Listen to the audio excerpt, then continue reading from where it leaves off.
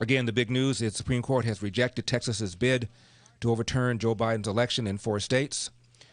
And Texas was asking, as you heard Professor John Eastman to say, to nullify the votes in Pennsylvania, Georgia, Michigan, and Wisconsin.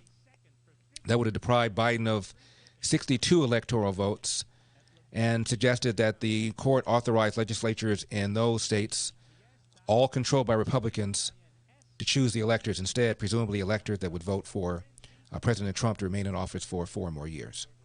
Now the Supreme Court issued a one-line statement saying that they declined to take up this case, and not a single Supreme Court justice filed any kind of dissent. So we really don't know exactly what the vote was, but the speculation is that it might very well have been unanimous.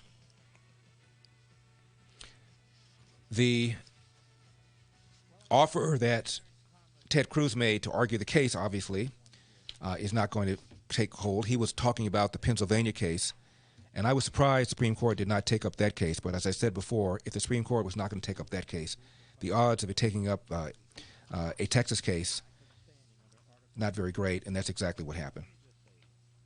Again, one-line order. The application for injunctive relief presented to Justice Alito, and by him referred to the court, is denied. End of quote. There are some other cases that are going on, as you know.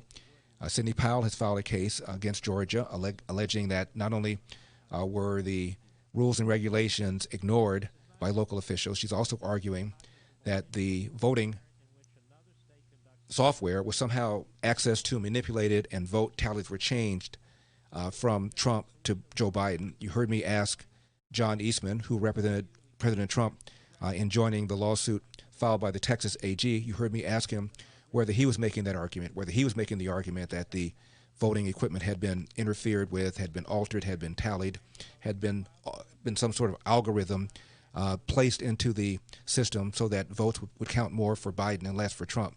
He said he wasn't making that claim at all. He was making the argument that because of these various states' rules and regulations being ignored in those 4 states, essentially, that the election should be reassessed. And the Supreme Court, again, as you heard, did not even take up the question. So we have no idea what number of Supreme Court justices wanted to review this, but apparently, it appears anyway that it was unanimous. Where the president goes from here, I don't know.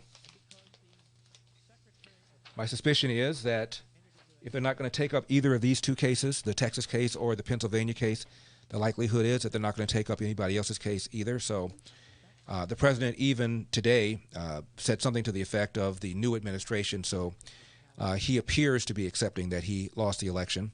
According to one report I read, none of his chief staffers any longer believe that the Supreme Court was going to take up this case, and the Supreme Court has not.